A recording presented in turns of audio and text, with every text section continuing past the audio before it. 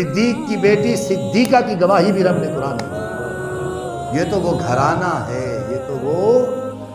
یہ تو وہ لجپال گھرانہ ہے جن کی گواہیاں خود رب قرآن میں دیتا ہے۔ اور نبی پاک صلی اللہ علیہ وسلم کا یہاں دونوں معاملات میں سیدنا صدیق اکبر کے معاملے میں بھی خاموش رہنا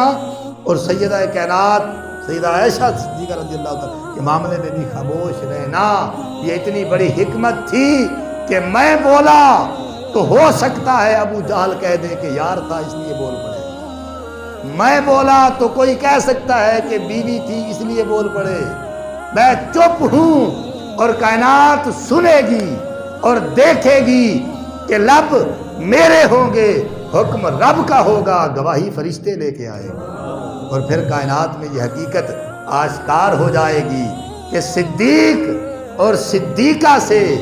صرف میں پیار نہیں کرتا، وہ بھی پیار کرتا ہے۔ یہ حقیقت آشکار ہو گئی نا، یہ واضح ہو گئی، اور پیغام صبح قیامت تک کے کلمہ گو ہر ایک شخص کو مل گیا کہ صدیق کی محبت اگر تمہارے ایمان کے لیے ضروری رکھی تو ایسے نہیں، کیونکہ یہ وہ ہے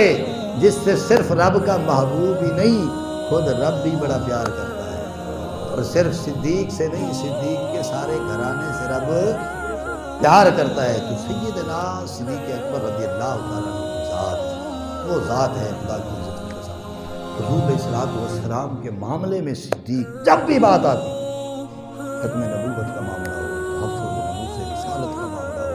حضور کے کسی حکم کا معاملہ ہو، حضور کی کسی نسبت کا معاملہ ہو،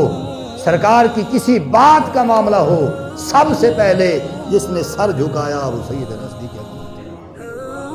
اور سیدنا رات پچھلے جمعے میں نے آپ کو بتایا تھا، اور رات ڈاکٹر صاحب بھی ارشاد فرما رہے تھے کہ وہ رات کی نیکی بڑھ گئی، ستاروں کی نیکیاں کم پڑ گئی۔ حدیث پاک میں آتا ہے جب یہ بات ہوتی تھی تو عمر پاک روتے تھے اور عرض کرتے تھے کہ مولا میری ساری نیکیاں لے لے، صدیق کی ایک رات اور ایک دن کی نیکیاں دے دے۔ رات تو وہ تھی غار والی، اور دن کون سا تھا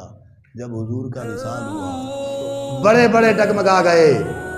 سیدنا فاروق اعظم نے خود تلوار نکال لی، خبردار اگر کسی نے کہا کہ محبوب کا وصال ہوا تو میں اس کو گردن اڑا دوں گا۔ لیکن اس وقت